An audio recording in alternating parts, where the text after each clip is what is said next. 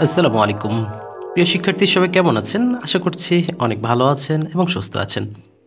যে যেখান থেকে যুক্ত আছেন আমাদের আজকের এই ক্লাসটিতে সবাইকে স্বাগত জানাচ্ছি। ১৯তম শিক্ষক নিবন্ধন প্রস্তুতির অংশ হিসেবে এক্সক্লুসিভ মডেল টেস্ট ২৮ নম্বরে। হুবহু কোশ্চিন প্যাটার্ন অনুযায়ী এবং কোশ্চিনের আদলে তৈরি করা হয়েছে আমাদের আজকের এই মডেল টেস্টটি। আশা করছি আমাদের আজকের এই ক্লাস থেকে আপনারা সামান্যতম হলেও উপকৃত হবেন ইনশাআল্লাহ। প্রিয় শিক্ষার্থী, ১৯তম শিক্ষক নিবন্ধনকে কেন্দ্র করে আমাদের এক্সক্লুসিভ একটি শর্ট সাজেশন তৈরি করা হয়েছে, যা শুধু আপনাদের প্রস্তুতিতে বেগবান করার জন্য, যাতে আপনারা অল্প পড়েই পাশ করতে পারেন, এই জাতীয় একটি সাজেশন। বিস্তারিত আমাদের ডেসক্রিপশন এবং স্লাইডে দেওয়া থাকবে। অবশ্যই কেউ আপনারা মিস করবেন না এই সাজেশন শিটটি নিতে। প্রিন্ট কপি ভার্সন পেয়ে যাবেন, খুব দ্রুত সংগ্রহ করে নেবেন আশা করছি। আপনাদের চাকরি জীবনের পরিশ্রম কষ্ট অত্যন্ত দ্রুত পরিসমাপ্তি ঘটুক এবং আপনাদের প্রত্যেকের একটি করে কর্মসংস্থানের ব্যবস্থা হোক মহান আল্লাহ তাআলার দরবারে, এই আশাবাদ ব্যক্ত করে শুরু করছি আমাদের আজকের গুরুত্বপূর্ণ মডেল টেস্টটি। শুরুতেই আমাদের যে প্রশ্নটি রয়েছে, which is the noun of the word beautiful? বিউটিফুলের নাউন ফর্ম কোনটি? তাহলে এখানে বিউটিটা হবে নাউন ফর্ম, কারণ বিউটিফুলটা হচ্ছে অ্যাডজেক্টিভ। হোল্ড ওয়াটার মিন্স, এটি একটি ইডিয়মস। তাহলে এখানে হোল্ড ওয়াটার বলতে বোঝানো হবে bare dress bare examination. Out and out বলতে আমরা বুঝে থাকি এটিও একটি, এটা হচ্ছে পুরোপুরি। তাহলে এখানে আউট অ্যান্ড আউট বলতে থ্রোলি বোঝানো হবে। What is the noun of the word waste? ওয়েস্টের নাউন ফর্ম কোনটি? তাহলে ওয়েস্টের নাউন ফর্ম হবে wastage. What is the synonym of incredible? Incredible যদি আমরা বলি অবিশ্বাস্য, অসাধারণ এই জাতীয় বলতে থাকি, তাহলে সিনোনিমটা হবে আনবিলিভেবল, অসাধারণ বা অবিশ্বাস্য।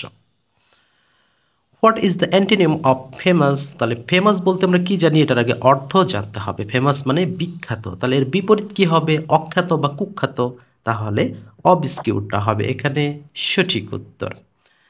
এরপরে আমাদের যেটা রয়েছে, দ্য সিনোনিম অফ জেনেসিস, তাহলে এখানে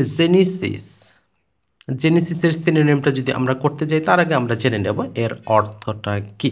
তাহলে জেনেসিস এর অর্থ হচ্ছে শুরু করা, তাহলে এখানে বিগিনিং আমরা করতে পারি, right answer. The antonym of inimical, inimical শব্দের অ্যান্টোনিম বা বিপরীত শব্দ কোনটি? ইনিমিক্যাল শব্দের অর্থ শত্রু ভাবাপন্ন, তাহলে বিপরীত করুন কি হবে? বন্ধু ভাবাপন্ন। তার মানে ফ্রেন্ডলি, অ্যামিএবল, অ্যামিকেবল সবগুলোই হতে পারে। তার মানে ফ্রেন্ডলিটা হবে এখানে আমাদের সঠিক উত্তর। Oval is the adjective of, ওভালটা কিসের অ্যাডজেক্টিভ? তাহলে ওভাল কথাটা মূলত আমাদের ক্রিকেট খেলার সাথে জড়িত রয়েছে, যেটা ডিম্বাকৃতি বোঝানো হয়। তাহলে এগ, এগ এটি হচ্ছে ওভাল, এটি অ্যাডজেক্টিভ ফ্রম এগের। Which parts of speech is homely? হোমলিটা এটি কোন ধরনের পার্টস অফ স্পিচ? আমরা এলওয়াই বাদ দিব, হোম একটি নাউন হচ্ছে, তার মানে নাউন প্লাস এলওয়াই যদি হয় সেক্ষেত্রে এটি হবে অ্যাডজেক্টিভ। তাহলে এখানে আমাদের সঠিক উত্তর করতে হবে অ্যাডজেক্টিভ। আশা করছি বিষয়টি বুঝতে পেরেছেন। এর পরবর্তীতে আমাদের যেটি রয়েছে, what is the adjective of obey? এবারে ওবের অ্যাডজেক্টিভ ফর্ম করতে হবে। তাহলে ওবের অ্যাডজেক্টিভ ফর্ম হচ্ছে ওবিডেন্ট।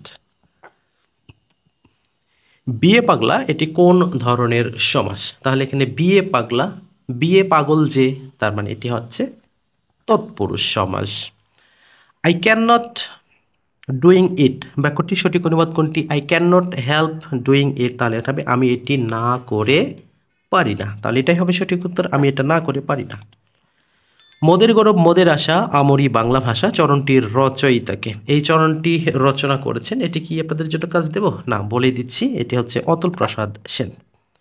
জন্ডিস ও বিবিধ বেলুন নাটকটির রচয়িতাকে? জন্ডিস ও বিবিধ বেলুন এই নাটকটির রচয়িতা সেলিম আল দিন। কোনটি শুদ্ধ বানান? শুদ্ধ বানান আমাদের অধো গতি, নর্মাল যে বানানটা সেটাই হবে অধো গতি। তাহলে এখানে সঠিক উত্তরটা হচ্ছে আমাদের গ নাম্বার। কোনটি গুপ্ত শব্দের বিপরীতার্থক শব্দ? গুপ্ত মানে গোপন করা, তাহলে এখানে বিপরীত শব্দটা হবে খুলে দেওয়া, প্রকাশ করা, উন্মুক্ত করা। তাহলে সেই ক্ষেত্রে এখানে গুপ্ত, ব্যক্তটা আমরা এখানে বলতে পারি গুপ্ত ব্যক্ত। জয়গণ কোন উপন্যাসের চরিত্র? জয়গণ এটি সূর্য দীঘলবাড়ির একটি উপন্যাসের চরিত্র। কোন বানানটি শুদ্ধ? মুহুর্মুহু বানান রয়েছে, এটি কোনটি সঠিক বানান? এই প্রশ্নের উত্তরটি আপনাদের জন্য এইচডব্লিউ থাকবে। আপনারা কে কোথায় থেকে যুক্ত আছেন এবং আমাদের এই এইচডব্লিউর উত্তরটি অবশ্যই আমাদের কমেন্ট সেকশনে জানাতে ভুলবেন না। আমাদের গতকালের ভিডিওতে যে সকল শিক্ষার্থী কমেন্ট করেছেন, মেহেদী হাসান রোমন লিখেছেন ফরিদপুর থেকে, মান্দা নওগাঁ থেকে লিখেছেন গোলাম রব্বানী, চাঁপাইনবাবগঞ্জ থেকে নিশি, রংপুর থেকে জেসমিন নাহার, জাকারিয়া বলেছেন শরীর স্বাস্থ্য ভালো আছে না? আলহামদুলিল্লাহ ভাই, ভালো আছি। জয়দেব ঠাকুরগাঁও থেকে, কবির আহমেদ ঢাকা থেকে, তিনি বরাবরই বলে আসছেন পিডিএফ করে। ভাই আমি আপনাদের বলেছি অবশ্যই আমাদের এগুলো কিছুটা সীমাবদ্ধতা রয়েছে, যার কারণে আমরা পিডিএফটা দিতে পারছি না। অবশ্যই অদূর ভবিষ্যতে এবং খুব শীঘ্রই আমরা পিডিএফগুলো দেওয়ার চেষ্টা করবো ইনশাআল্লাহ প্রতিটি ক্লাসের। টাঙ্গাইল থেকে মনির লিখেছেন, নরসিংদী থেকে মেহেদি, ময়মনসিংহ থেকে তাকরিমা, ভেড়ামারা কুষ্টিয়া থেকে লিখেছেন তামিম ও জনি, অমিত হালদার লিখেছেন সাতক্ষীরা থেকে, এছাড়া নীরব শরীয়তপুর থেকে, তামান্না হবিগঞ্জ থেকে, জান্নাতুল শিফা প্রতিদিন, ইনি অনেক বড় একটা কমেন্ট করেছেন। আচ্ছা, প্রতিদিন ক্লাসগুলো দেখেন, ধন্যবাদ। গাজীপুর থেকে লিমা লিখেছেন, সুরাইয়া নাটোর থেকে, লাকি খাতুন বগুড়া থেকে, স্বপ্নের আতিকা লিখেছেন গাইবান্ধা থেকে, লাভলি আত্রাই থেকে।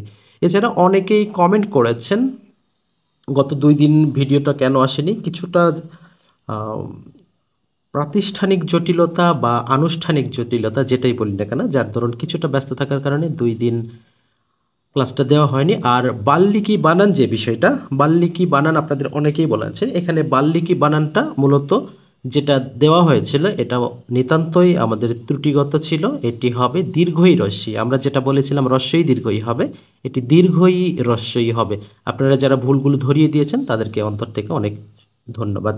আপনারা যে যেখান থেকে যুক্ত আছেন এবং আমাদের সাথে যুক্ত থাকার জন্য অসংখ্য ধন্যবাদ। পরবর্তী প্রশ্ন রয়েছে, কোনটি কুল শব্দের প্রতিশব্দ নয়? তাহলে কুল শব্দের প্রতিশব্দ বলতে আমাদের শব্দের অর্থ তো জানতে হবে। কুল তীর হতে পারে, তট হতে পারে, অবধি হতে পারে, বাট কুন্তল হওয়ার সম্ভাবনা নেই, তার মানে কুন্তলটা হবে সঠিক উত্তর।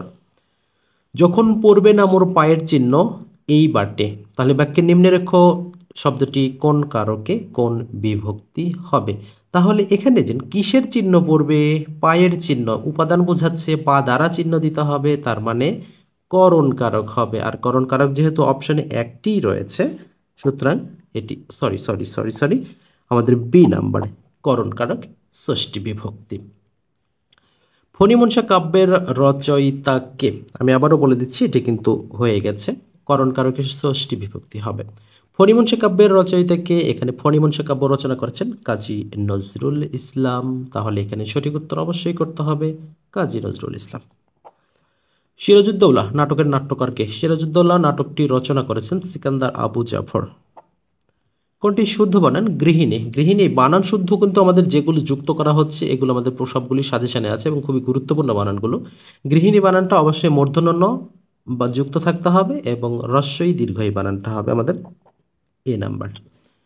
পুষ্প শব্দের সমার্থক শব্দ নয় কোনটি? তাহলে পুষ্প শব্দের সমার্থক শব্দ জানার আগে আমাদের জানতে হবে নয় কোনটি। তার আগে আমরা পুষ্প শব্দের অর্থটা জানি। ফুল হবে, কুসুম হবে, প্রসূন হবে, তার মানে অবনী হতে পারে না, তার মানে এটি শব্দ নয়। পথের দাবি জাতীয় প্রশ্নের মতো পথের দাবি উপন্যাসের রচয়িতা কে? পথের দাবি উপন্যাসটি রচনা করেছেন শরৎবাবু। কোনটি শুদ্ধ বানান? ভাগীরথী রয়েছে, ভাগীরথী একটি নদীর নাম মেবি, তাহলে এখানে কোনটি শুদ্ধ বানান? তাহলে এখানে ভাগীরথী বানান দীর্ঘই দীর্ঘই দুটোই হবে, তার মানে ভাগীরথী বানানটা ছিল।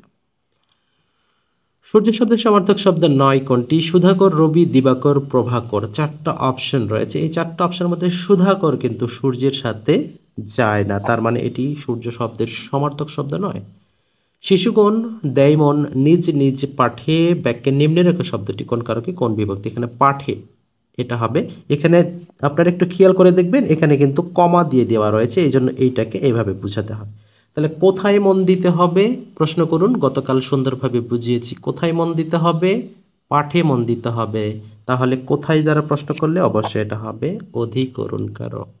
সপ্তমী হওয়ার কারণ পাঠের সাথে এ বিভক্তি যুক্ত রয়েছে। কাজী নজরুল ইসলামের উপন্যাস কোনটি? কাজী নজরুল ইসলামের উপন্যাস প্রদত্ত অপশনগুলোর মধ্যে মৃত্যু ক্ষুধা, যেটা গতকালের প্রশ্নে আমরা যুক্ত করেছিলাম। সমীচীন কোনটি শুদ্ধ বানান? সমীচীনের সবগুলোই কিন্তু দীর্ঘী হতে হবে, সেই সূত্র অনুযায়ী প্রথমটি সঠিক উত্তর। খবর শব্দের সমার্থক শব্দ নয় কোনটি? তার খবর শব্দের সমার্থক বার্তা, সংবাদ, সন্দেশ, এই তিনটি কিন্তু খবর শব্দের সমার্থক শব্দ, তার মানে জিজ্ঞাসাটি নয়।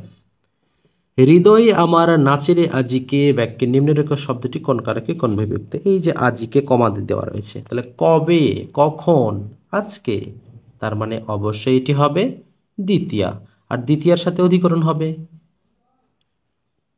তাহলে এখানে সঠিকরণ হচ্ছে অধিকরণে দ্বিতীয়া। এখন ব্যাখ্যায় আসি। কবে দ্বারা প্রকাশ, এই জন্য অধিকরণ হলো স্থান, কাল, পাত্র, সময়, এবং এখানে দ্বিতীয়া হওয়ার কারণ কে যুক্ত রয়েছে। ওকে, আমাদের পরবর্তী প্রশ্ন রয়েছে পদাবলী কে লিখেছেন? এখানে পদাবলী লিখেছেন রবীন্দ্রনাথ ঠাকুর, তাহলে সঠিক উত্তর রবীন্দ্রনাথ ঠাকুর। বসন্ত কুমারী, বসন্ত কুমারী মীর মোশাররফ হোসেনের কি? বসন্ত কুমারী মীর মোশাররফ হোসেনের নাটক। শুদ্ধ বানান কোনটি? শুদ্ধ বানান একান্নবর্তী। একান্নবর্তী শুদ্ধ বানান যদি আমরা এখানে খুব ভালোভাবে লক্ষ্য করি, তয় দীর্ঘি রেপ দিতে হবে, বা তয় রেপ দীর্ঘি, যেটা আমাদের ক নাম্বার অপশনে রয়েছে। The plural form of apex, তাহলে শেষে ইএক্স যুক্ত রয়েছে। ইএক্সকে আমরা যদি আইসিইএস পরিবর্তন করি তাহলে এটি কিন্তু প্লুরাল ফর্ম হয়ে যাবে, তার মানে বি নাম্বার অপশনটা সঠিক। পরীক্ষা খুবই নিকটবর্তী, এর সঠিক ইংরেজি অনুবাদ কোনটি হবে? যখন নিকটবর্তী হয় তখন কিন্তু অ্যাজ সুন দ্বারা প্রকাশ করা যায় না, তখন নকিং দ্য ডোর দ্বারা প্রকাশ করতে হয়। তাহলে আমাদের নকিং অ্যাট দ্য ডোর অপশনে কিন্তু একটাই রয়েছে, তার মানে সি নাম্বারটা সঠিক উত্তর। সি শব্দটির অ্যাডজেক্টিভ ফর্ম কোনটি? সি শব্দটির অ্যাডজেক্টিভ ফর্ম আমরা মেরিন দ্বারা করতে পারি, যেমন সি মেরিন। আমরা যদি সানের সাথে তুলনা করি, সান থেকে সোলার হবে, এভাবে আছে না। ব্ল্যাক শিপ, ব্ল্যাক শিপের বাংলা অর্থ যদি বলি তাহলে এখানে বলবে কুলাঙ্গার, আমরা বলে থাকি, তার মানে এখানে wicked man. Dead letter, dead letter বলতে অচল অবস্থার। অচল অবস্থা কখন হয়? যখন কোনো ধরনের আইন, কানুন, প্রশাসন কোনোটাই কাজ করে না। কিছু কিছু ক্ষেত্রে বর্তমানে এই রকম অবস্থা রয়েছে, যেখানে তাহলে law not in force. Which one of the plural form of referendum যখন রয়েছে, শেষে ভালো করে খেয়াল করবেন, ডাম রয়েছে, রেফারেন্ডাম, তাহলে এখানে ডামকে আমরা কি দ্বারা করব? ডা করব, রেফারেন্ডাম থেকে রেফারান্ডা, তাহলে বি নাম্বারটা হবে আমাদের সঠিক উত্তর। মেইডেন স্পিচ, মেইডেন স্পিচ আমরা বলি প্রথম কার্যক্রম, যে কোনো মানুষের প্রথম, অর্থাৎ ফার্স্ট অ্যাপিয়ারেন্স, এরকম মেড ইন ওয়ার্ক, তাহলে এখানে মেড ইন স্পিচ মানে প্রথম বক্তব্য, তাহলে ফার্স্ট স্পিচটা এখানে হবে সঠিক উত্তর। গরু ঘাস খেয়ে বাঁচে, এর ইংরেজি কি হবে? তাহলে গরু ঘাস খেয়ে বাঁচে, তাহলে the cow lives on grass, এখানে কিন্তু ইটিং হবে না, লিভস অন গ্রাস হবে সঠিক উত্তর। What will be the plural form of deer, এটা কিন্তু অনেকের ভুল হয়ে যায়।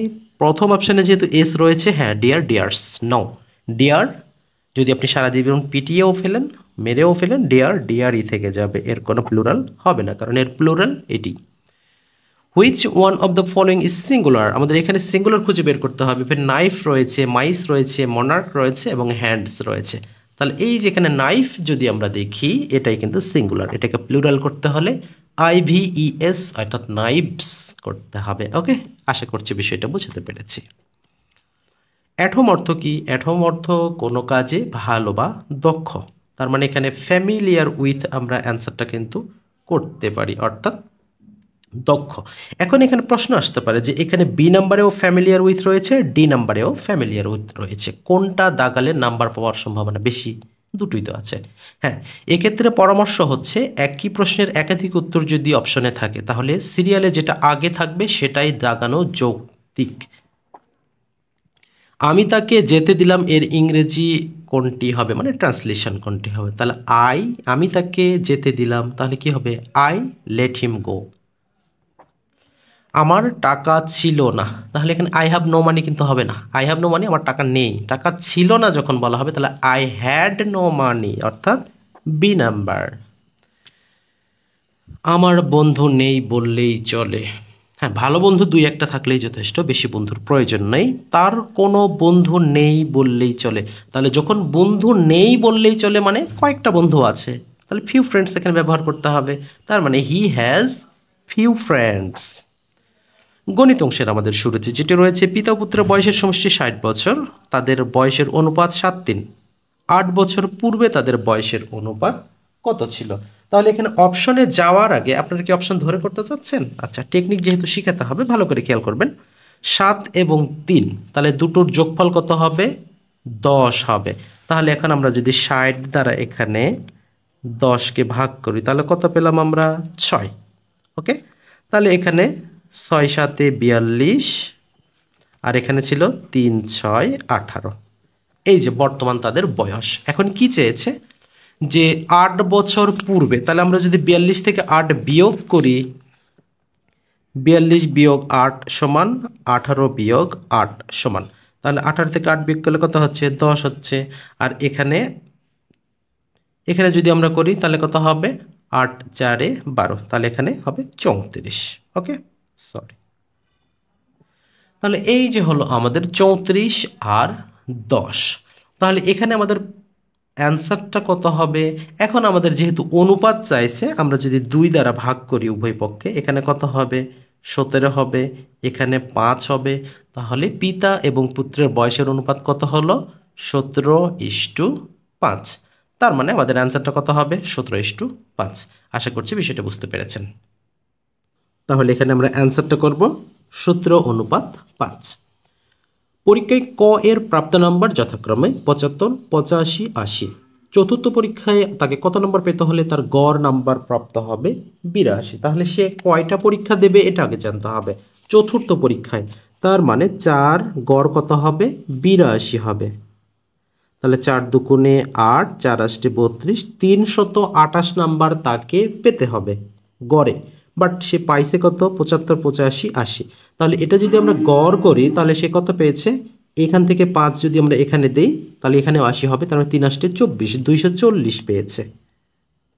এখন যদি আমরা এখানে বিয়োগ করি তাহলে কত পাচ্ছি? 8, 4 থেকে 32 থেকে যদি আমরা 24 করি তাহলে কত? এখানে 8। তাহলে এই যে 88 নাম্বার তাকে পেতে হবে। তাহলে এই 88 নাম্বার পেলে তার মোট নাম্বারটা কত হচ্ছে?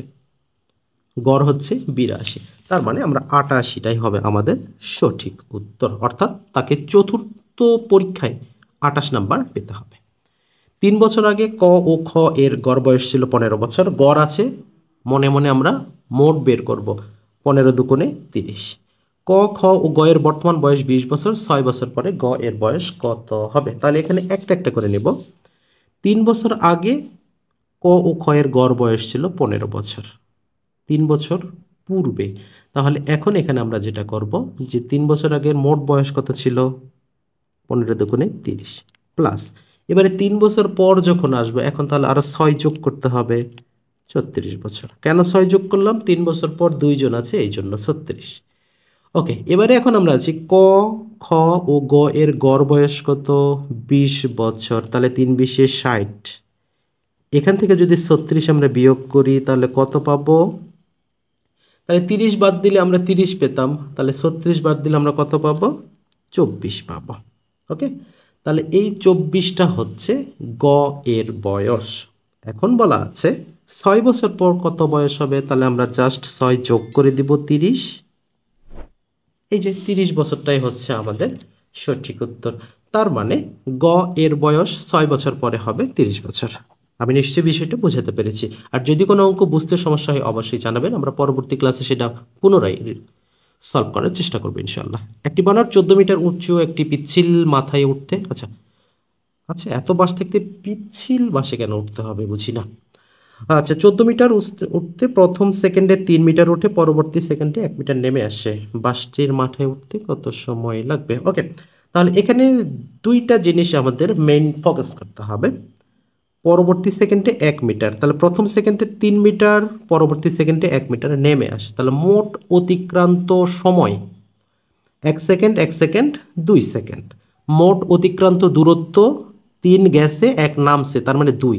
তার মানে প্রতি 2 সেকেন্ডে 2 মিটার উঠছে, তার মানে 1 সেকেন্ডে কত মিটার? 1 মিটার। এইটুকু জানলেই হবে। দ্বিতীয় যেটি, প্রথম সেকেন্ডে 3 মিটার ওঠে, তাহলে শেষবার সে যখন 1 সেকেন্ডে 3 মিটার উঠবে সে কিন্তু আর পিচ্ছিলভাবে নামবে না, কারণ সে মাথায় পৌঁছে যাবে। এই জন্য আমাদের যে কাজ করতে হবে, প্রথমে 14 মিটার থেকে আমাদের 3 মিটার বিয়োগ করতে হবে। কত হবে? 11। এটুকু বুঝতে পেরেছেন? ওকে, এবারে আমাদের অতিরিক্ত 1 সেকেন্ড আমাদের ধরে রাখতে হবে, কেন? শেষবার যখন যে 3 মিটার উঠবে সেটার জন্য। ওকে, এখন 11 সেকেন্ড, 11 মিটার উঠতে তার কত সেকেন্ড লাগবে? 11 সেকেন্ড লাগবে। প্লাস ওই যে শেষবার উঠেছে আর নামে নাই সেটার জন্য 1, তাহলে কত হলো? 12। তাহলে এখানে 12 সেকেন্ডটাই হচ্ছে আমাদের সঠিক উত্তর। আশা করছি বিষয়টা বুঝাতে পেরেছি। 8টি প্যান্টের বিক্রয় মূল্য 10টি প্যান্টের ক্রয় মূল্য সমান হলে শতকরা লাভ কত? তাহলে 8টি বিক্রয়, 10টি প্যান্টের ক্রয় মূল্য। ও আচ্ছা, তাহলে 10টি কিনছে, 8টি বিক্রয় করছে, লাভের পরিমাণ কত? গতকাল বা আমাদের গণিত ক্লাসে এই জাতীয় অঙ্ক করানো হয়েছে, এটা একটু ভিন্নভাবে দেওয়া হয়েছে। তাহলে আমি এটার নিয়ম শিখিয়েছিলাম যে যখন টাকার পরিমাণ 1 থাকবে অথবা উল্লেখ থাকবে না, তখন যেটা করতে হবে, পার্থক্য করুন 100 ভাগ বিক্রয়। তাহলে এখানে পার্থক্য কত? 2। 8 10 2 গুণন 100 ভাগ কত? বিক্রয়। কটা বিক্রি করছে? 8টা। তার মানে 2 দিয়ে 8কে কাটলে 4, 4 দিয়ে 100 কাটলে 25, 25% হচ্ছে আমাদের লাভ। আশা করছি নিশ্চয়ই এই বিষয়টা বুঝতে পেরেছেন। এবারে যেটা রয়েছে, নিম্নোক্ত ভগ্নাংশগুলোর মধ্যে কোনটি ক্ষুদ্রতম? আমি যেভাবে আপনাদের শিখিয়েছিলাম ক্রস ম্যাচিং পদ্ধতি, যেমন আমি একটু যদি বুঝাই, 3-এর 4, 5-এর 6, এটা আমি ক্রস ম্যাচিং বোঝাচ্ছি। 3 6 18, তাহলে এটার মান হলো 18, 4 5-এ 20, তার মানে এটার মান হলো 20। কোনটি বড় কোনটি ছোট সহজেই নির্ধারণ করা যাচ্ছে কি? যাচ্ছে। এইভাবে আমরা যদি এই ক্রস ম্যাচিং পদ্ধতিতে করি, যেমন 3 5-এ 15, 4 6 24, তাহলে এটি ছোট হলো। 3 নং 27, 4 7 28, তাও এটি ছোট হলো। 3 18 54, 4 11 44, তবুও আমাদের এই এ নাম্বারটাই কিন্তু ছোট হচ্ছে, বা এইভাবে আমরা হিসাবটা করব। এখন ফাইনালি হিসাব আপনাকে করতে হবে যে কিভাবে, যেমন 4-এর সাথে আমরা যদি 1 গুণ করি, 4 11 44 হবে, ঠিক আছে? এবং 3-এর সাথে 18 গুণ করলে 3 18 54 হবে। তার মানে আমাদের ডি নাম্বারটাই সবার চেয়ে ছোট হচ্ছে। কোন ত্রিভুজের মধ্যমাগুলো যে বিন্দুতে, ওকে, এখানে মধ্যমার কথা বলা আছে। এই 3টা জিনিস খুব ভালোভাবে মনে রাখবেন, আমি একটু নোট করে দিচ্ছি। ভরকেন্দ্র, পরিকেন্দ্র, অন্তকেন্দ্র, এই 3টার সংজ্ঞা একদম তটস্থ করবেন। প্রাইমারি পরীক্ষায় এই 3টা থেকে 1 মার্ক আমি এখনই কমন দিয়ে দিলাম, এখনই কমন দিয়ে দিলাম প্রাইমারি পরীক্ষায়। কারণ আমি নিজেও টানা 3বার প্রাইমারি পরীক্ষায় ভাইবা দিয়েছি, টানা 3বার। যদিও হয়তো বা আমার ভাগ্যে ছিল না বলে আমার হয় নাই তখন। আমি 18, 22 এবং 24-এও আমি ভাইবা দিয়েছিলাম। এবারেও আমি 24-এও ভাইবা দিয়েছিলাম। তাহলে এখানে যে বিষয়টা আমি দেখেছি, যখন কোশ্চেনগুলো আমি অ্যানালাইসিস করেছি, তখন বিষয়গুলো আমি দেখেছি যে আসলে কোন লেভেল থেকে প্রশ্ন হয়। ওকে, আচ্ছা, তাহলে এখানে আমাদের কি বলা আছে? কোন হচ্ছে মধ্যমা। ওকে, তাহলে এখানে মধ্যমা যখন একত্র হবে বা যে বিন্দুতে ছেদ করবে সেটা হবে ভরকেন্দ্র। একটি সুষম বহুভুজের একটি অন্তকোণের পরিমাণ 140 ডিগ্রি হলে বহুভুজটির বাহুর সংখ্যা কত হবে? তাহলে এখানে বাহুর সংখ্যা হবে 9টি। ব্যাখ্যা কি? ব্যাখ্যাটা হলো এখানে কত দেওয়া রয়েছে, 140, অবশ্যই সেটা 180 থেকে বিয়োগ করতে হবে। তাহলে 180 থেকে 140 বিয়োগ করলে কত পাচ্ছি? অনলি 40। এই 40 দ্বারা 360-কে ভাগ করতে হবে, তাহলে কত হবে? 4 নং 36, তার মানে 9। এটাই হচ্ছে ব্যাখ্যা। 495 টাকাকে 2 4 5 অনুপাতে ভাগ করলে বৃহত্তম ক্ষুদ্রতম অংশের পার্থক্য কত টাকা হবে? তাহলে 4 2 6, 5 6 11, তাহলে 495-কে আমরা 11 দ্বারা ভাগ করব। তাহলে এখানে 11 দ্বারা ভাগ করলে আমাদের কত হবে? তাহলে এখানে আমরা যদি 5 11 55, আচ্ছা 41 হবে। এবার 41 দিয়ে আমাদের বড় অনুপাত কোনটা? 5। তাহলে বড় অনুপাতকে আমরা 5 দ্বারা যদি 41-কে 5 একে 5 4 5 করি, তার মানে 225 হবে। এবারে আমাদের ছোট অনুপাত কত? 2। 41 দুগুণে কত হচ্ছে এখানে? আচ্ছা সরি, 41 বলছি কেন, 45। তাহলে 45 দুগুণে কত হচ্ছে? 90 হচ্ছে। ওকে, তাহলে এই যে 225 আর 90-এর যে পার্থক্য হবে কত? 5 3 135। ওকে, এই 135 টাকাটাই হবে আমাদের ক্ষুদ্রতম অংশ। আবারও বলি, আমাদের 2 4 5 অনুপাত যোগ করলে কত হবে? 11। 11 দ্বারা 495-কে কাটলে হবে 45। 45 দ্বারা 2-কে গুণ করলে 90, 5-কে গুণ করলে 225 ভাগ, অর্থাৎ পার্থক্য নির্ণয় করলে বা বিয়োগ করলে হবে 135, সেটি অ্যান্সার। আমরা 60 নম্বরে যেটি দেখব, 48 জন শ্রমিক একটি কাজ 12 দিনে শেষ করতে পারে, 8 দিনে শেষ করতে হলে নতুন কতজন শ্রমিক লাগবে? তাহলে নর্মালি আমরা করব যে 48 জন শ্রমিকের লাগে কত দিন? 12 দিন। তাহলে 48 গুণন 12, এবারে কত দিনে শেষ করতে হবে? 8 দিনে। তাহলে এখানে 6 আসছে 48, 6 বারাং 72। তাহলে এখানে 72 জন শ্রমিক লাগবে। তাহলে আমাদের আগে থেকে ছিল কতজন? 48 জন।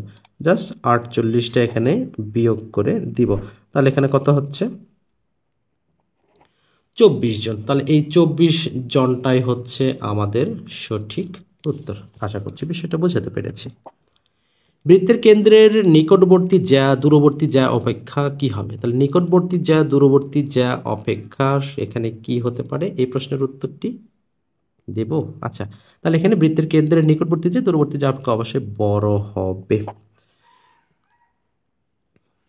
যদি আমরা একটুখানি ব্যাখ্যায় যাই, যেমন একটা আমি বৃত্ত অঙ্কন করলাম, এইটা কেন্দ্র। তাহলে এই কেন্দ্রের কাছাকাছি যে জ্যা রয়েছে, জ্যার সংখ্যা কি? যে কোনো দুই বিন্দু স্পর্শ করলে।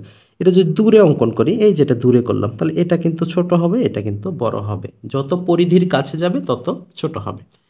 দুটি সংখ্যার যোগফল 18, তাদের অন্তর 4 হলে সংখ্যা দুটি যথাক্রমে কত? তাহলে আমরা এখানে হিসাব করে 10 6 16, 11 7 18, 12 6 18, 14 4 18। তাহলে সংখ্যা দুইটি, তাদের অন্তর কত? 4। তাহলে এখানে 11 আর 7-এর পার্থক্য কত? 4। তার মানে বি নাম্বারটাই আমাদের অপশন। আমরা কিন্তু এখানে অপশন ধরেই কিন্তু করতে পারলাম। এরপরে যেটা রয়েছে, কোন পরিবারে মজুদ খাদ্য 6 জন সদস্যের 15 দিন চলে, অতিথি আসায় 10 দিন চললে কতজন অতিথি এসেছিল? তাহলে আমরা কিভাবে করব? যে 6 জন সদস্যের 15 দিন চলে, তাহলে আমরা কিভাবে করব? 15 জন চলে, 15 দিন চলে কত? 6 জনের। তাহলে এক নিশ্চয়ই বেশি চলবে, তাহলে এখানে 6 গুণন 15 ভাগ আমরা 10 করব। তাহলে এখানে 6 দিয়ে 15, 6 15 90, 10 দ্বারা ভাগ করলে 9। তাহলে এখানে আমাদের 9 জন চলবে। এখন কথা হলো যে আমাদের সদস্য সংখ্যা কতজন ছিল? পরিবারের 6 জন, বাট আমাদের চললো কতদিন? 9 জন। তার মানে অতিরিক্ত কতজন এসেছিল? 3 জন এসেছিল। তাহলে এখানে এটি হবে সঠিক উত্তর। 3 পুত্রের বয়সের গড় 16 বছর, সাথে মোট বের করব 3 16 48। পিতা সহ পুত্রদের বয়সের গড় 25, তার মানে 4 4 25 100, 100 লিখব। পিতার বয়স কত? বিয়োগ করব 52 বছর। ক্লিয়ার? চুটকির মধ্যে অঙ্ক হবে, বাট আপনাকে প্র্যাকটিস করতে হবে প্রিয়। ওই যে কথায় বলে আছে না, নাটক কম করো প্রিয়, একটা কথা আছে। তো এখানে আপনাকে পড়তে হবে। আপনি যাই করুন না কেন, আপনি আমার ভিডিও দেখুন, অন্য কারো ভিডিও দেখুন, স্বয়ং যদি আপনি, আচ্ছা একটু বেশি হয়ে যাবে, সেটা নাই বা বলি। ওকে, 144 81 36-এর পরবর্তী সংখ্যাটি কত? ও হ্যাঁ প্রিয় শিক্ষার্থী, আপনাদের জন্য একটু জানিয়ে রাখি, আমাদের কিন্তু 19তম শিক্ষক নিবন্ধনকে কেন্দ্র করে একদম স্মার্ট এক্সক্লুসিভ একটি শর্ট সাজেশন তৈরি করা হয়েছে, যেটি পড়লে আমরা বিশ্বাস করছি এবং এই নিশ্চয়তা দিচ্ছি আপনি শতভাগ পাস করবেন ইনশাআল্লাহ। পাশের দায়িত্বটা আমাদের এই সাজেশনের উপরই থাক। আপনারা অবশ্যই আমাদের এই শীটটি সংগ্রহ করবেন এবং আমরা এটি নিশ্চয়তা দিতে পারি, আপনি যদি ভালোভাবে শেষ করতে পারেন ইনশাআল্লাহ তাআলা আপনি পাস করবেন এবং করবেন ইনশাআল্লাহ। তাই দেরি না করে অবশ্যই আমাদের ডেসক্রিপশন এবং স্লাইডে দেওয়া হোয়াটসঅ্যাপ নাম্বারে যোগাযোগ করে খুব দ্রুত সম্ভব প্রিন্ট কপিটি সংগ্রহ করুন। তাহলে এখানে 12-র উপরে যদি স্কোয়ার করি 144, 3 মাইনাস 9-এর উপরে স্কোয়ার করলে 81, 3 মাইনাস 6-এর উপরে স্কোয়ার করলে 36, এবারে 3 মাইনাস 3-এর উপরে স্কোয়ার করলে 9, 9টা হচ্ছে আমাদের রাইট অ্যান্সার। আশা করছি বিষয়টা বুঝতে পেরেছেন। 6 জন স্ত্রীলোক বা 8 জন বালক একটি কাজ 12 দিনে শেষ করতে পারে, 3 জন স্ত্রীলোক 12 জন বালক ওই কাজটি কত দিনে শেষ করতে পারবে? তাহলে এখানে অ্যান্সারটা হবে একেবারে 6 দিনে। এই ধরনের অঙ্ক কিন্তু আমাদের গণিত ক্লাসে করে দেওয়া আছে।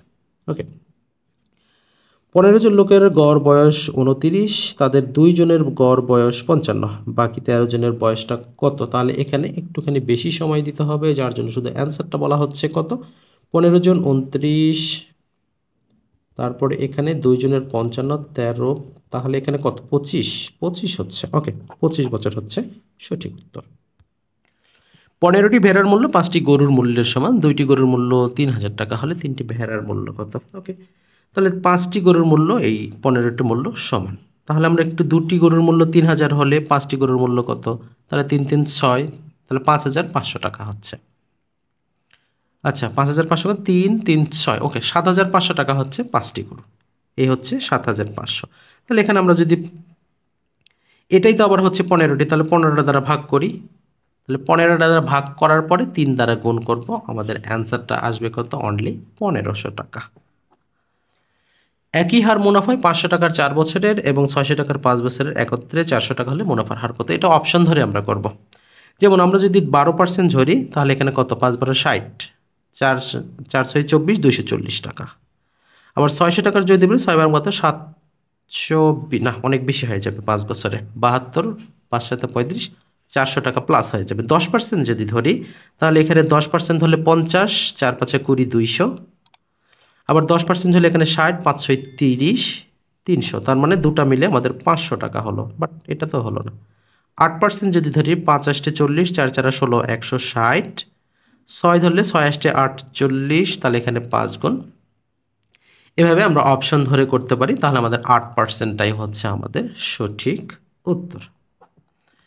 10% ক্ষতিতে একটি বই বিক্রি করা হলো, বিক্রয় মূল্য 45 টাকা, বেশি হলে 5% লাভ হয়, বইটির ক্রয় মূল্য কত? তাহলে প্রথমে 10% ক্ষতিতে বিক্রয় করা হয়েছে, তার মানে কত টাকা? 90 টাকা। 5% লাভ হয়, তার মানে কত টাকা? 105 টাকা। বিক্রয় মূল্য বেশি হলো কত? এখানে 90 থেকে 5 15 টাকা। তাহলে বিক্রয় মূল্য 15 টাকা যদি বেশি হয় তাহলে ক্রয় মূল্য কত? 100 টাকা। একে কত? 45 কত? এভাবে আমাদের করতে হবে। তাহলে আমাদের যেটা করতে হবে 100 গুণিতক 45 ভাগ 15, এটাকে কাটলে 3, 3 দিয়ে 100কে গুণ করলে হবে, 15 দিয়ে 45কে কাটলাম 3, 3 দিয়ে 100কে কাটলে হবে কত? 300। তাহলে 300 টাকাটাই হবে আমাদের সঠিক উত্তর। আশা করছি বিষয়টা বুঝতে পেরেছেন। এবারে ক্রম অনুযায়ী সাজাতে হবে, 2 5 9 17। তাহলে এখানে একটা জিনিস, 3-এর সাথে 2 যোগ করলে 5, 5 3 8, 1 বৃদ্ধি, 9 5 14, এইভাবে। কিন্তু আসলে কিভাবে সাজানো আছে এটা আমাদের জানতে হবে। তাহলে 2 আর 3-এর পার্থক্য কত? 1। এটি পার্থক্য কত? 2। এখানে পার্থক্য কত? 4। এখানে পার্থক্য কত? 8। পার্থক্যটা দ্বিগুণ হারে বাড়ছে। তাহলে 1 2 4 8, এবারে কত হবে? নিশ্চয়ই 16 হবে। তাহলে 713, শেষে 3 আছে কোনটা? 33-এ, তার মানে এটি অ্যান্সার। 1 থেকে 49 পর্যন্ত ক্রমিক সংখ্যার গড় কত? তাহলে 1 থেকে 49, তাহলে n+1/2, অর্থাৎ 49 প্লাস 1, 50 ভাগ 2, 25। তাহলে 25টাই হচ্ছে এখানে আমাদের সঠিক উত্তর। দুটি সন্নিহিত কোণের সমষ্টি 180 ডিগ্রি হলে একটিকে অপরটির কি বলে? এই যে একটা, এটা 180 ডিগ্রি না? সরল কোণ যেটাকে বলা হয়। তাহলে আমার ক্লাসেগুলো প্রায় বলে থাকি যে 180-র সাথে সম্পর্ক থাকবে সম্পূরক কোণের, আর 90 ডিগ্রির সাথে পূরক কোণের। তাহলে দুটি সন্নিহিত কোণের সমষ্টি যদি 180 হয় তাহলে একটি অপরটির সম্পূরক কোণ। a + b = 17, ab = 60 হলে a - b টোটাল স্কয়ারের মান কত? কোনো সূত্র ব্যবহার করবেন না। 12 × 5, 5 12 60 মিলছে, তাহলে 12 - 5, 7, 7-এর উপর স্কয়ার 49। ক্লিয়ার কথা? 5 সেকেন্ড লাগবে অঙ্ক করতে। 12 + 5 17, 12 × 5 60, 12 - 5 7, 7-এর উপর স্কয়ার 49। 125 ডিগ্রি কোণের সম্পূরক কোণ কত? একটু আগে বলেছি, সম্পূরক কোণের সম্পর্কটাই হলো 180-র সাথে। তাহলে 125-এর সাথে কত লাগছে? 180 মিল হতে, সেটাই হবে আমাদের অ্যান্সার, অর্থাৎ 55 ডিগ্রি। বিদেশিদের মধ্যে একমাত্র কে বীর প্রতীক খেতাবে ভূষিত হয়েছিলেন? বীর প্রতীক খেতাবে এখানে উইলিয়াম ওয়ান্ডারল্যান্ড। এখানে আঙ্কেল স্টম কেবিন এবং বেচার স্ট্রোস বাংলা অনুবাদের কি? আচ্ছা, বাংলা অনুবাদের নাম কি? ও আচ্ছা, এটাই সেটা, আমি নিজেই ভুলে গেছিলাম। এটা হলো নীল দর্পণ। যদিও এটা বলা হয় যে বাংলাদেশে রচিত বাংলাদেশে মঞ্চায়িত যে নাটক দীনবন্ধু মিত্রের লেখা নীল দর্পণ, এটি মূলত আঙ্কেল টমস কেবিনের সাথে তুলনা করা হয়, এই জন্য এটা অনুবাদের কথা বলা হয়। এটা কত সালে ইলন মাস্কের কোম্পানি স্পেস এক্স মঙ্গল গ্রহে মানুষ পাঠাতে শুরু করবে? বর্তমানে কিন্তু ইলন মাস্ক খুব জনপ্রিয়, যেহেতু কিছুদিন আগে আমাদের মার্কিন প্রেসিডেন্ট হচ্ছে ডোনাল্ড ট্রাম্প, তার সাথে খুব ভালো সম্পর্ক রয়েছে। তাহলে এখানে আমরা অ্যান্সার করবো কোনটা? 2029 সাল থেকে তিনি মঙ্গল গ্রহে মানুষ পাঠাতে শুরু করবেন। জাতীয় শিশু দিবস কবে পালন করা হয়? 17ই মার্চ, যেটি বঙ্গবন্ধুর জন্মদিন। বিশ্ব স্বাস্থ্য সংস্থা বাংলাদেশকে কোন রোগমুক্ত ঘোষণা করেছে? এটি হলো কালাজ্বর, ফাইলেরিয়া, পোলিও, তিনটাই তাহলে হবে উপরের সবগুলো।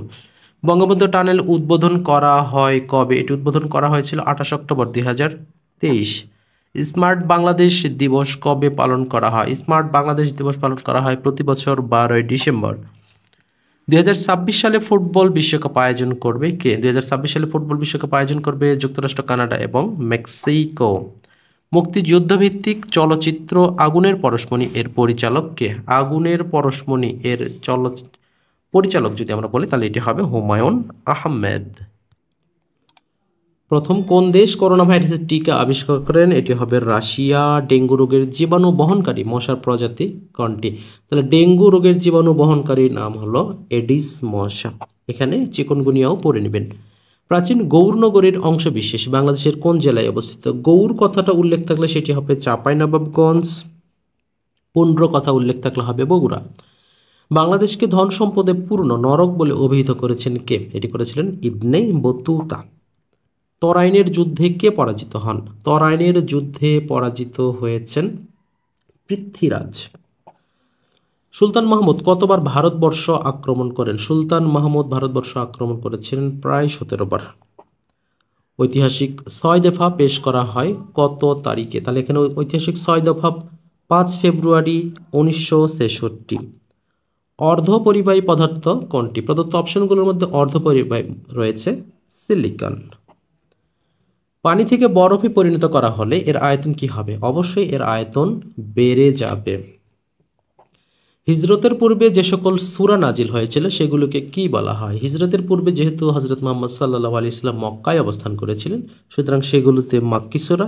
হিজরতের পরবর্তী অবতীর্ণ বা নাজিলকৃত সূরাগুলোকে বলা হয় মাদানী সূরা। রক্তে হ্যাঁ, এখানে আরেকটা কথা, মাক্কি সূরাগুলো কিন্তু বেশ গরম আর মাদানী সূরাগুলো বেশ সফট। আপনারা যারা নিয়মিত কোরআন তিলাওয়াত করেন বা কারি রয়েছেন যারা, তারা নিশ্চয়ই এই বিষয়টা, এবং আলেম যারা রয়েছেন তারা নিশ্চয়ই এই বিষয়টা জানেন যে মাক্কি সূরা অনেক শক্তপোক্ত কথাগুলো বলা হয়েছে আর মাদানী সূরা অনেক সফট কথা বলা হয়েছে। রক্তে হিমোগ্লোবিনের কাজ কি? রক্তের কাজ বা রক্তে হিমোগ্লোবিনের কাজ হচ্ছে প্রত্যেকটা ডিপার্টমেন্টে অক্সিজেন পরিবহন করা। শ্যামদেশ কোন দেশের পুরাতন নাম? শ্যামদেশ বলা হয় থাইল্যান্ডকে। জাপানের পার্লামেন্টের নাম ডায়েট। আবার ডায়েট করা নয় কিন্তু। আমেরিকাকে এশিয়া থেকে পৃথক করেছে কোন প্রণালী? এটা হবে সঠিক উত্তর পক প্রণালী। আসলে কি তাই? না, এটি হচ্ছে বেরিং প্রণালী। আর বেরিং প্রণালীটা কোথায়? এই যে আমাদের যখন এশিয়া আর আমেরিকার মাঝে ঠিক আমাদের মানচিত্রের এই জায়গাটা কিন্তু বেরিং প্রণালী অবস্থিত। পক প্রণালীটা হবে সেম একই কাহিনী, ভারত এবং শ্রীলঙ্কার ক্ষেত্রে। জিব্রাল্টারটা যাবে কোথায়? মধ্যপ্রাচ্যে। কম্পিউটারের মূল মেমোরি তৈরি করা হয় কি দিয়ে? কম্পিউটারের মূল মেমোরি তৈরি করা হয় সিলিকন দিয়ে। এবং সর্বশেষ যেটা রয়েছে মৌমাছি চাষকে। মৌমাছি চাষকে বলা হয়, মাছ চাষকে বলা হয়, বাগান চাষকে বলা হয়। এগুলো কিন্তু একটা ছকে আপনারা পড়ে নেবেন। এটা খুবই গুরুত্বপূর্ণ প্রশ্ন এবং শেষ প্রশ্নটাও আপনাদের জন্য HW থাকছে।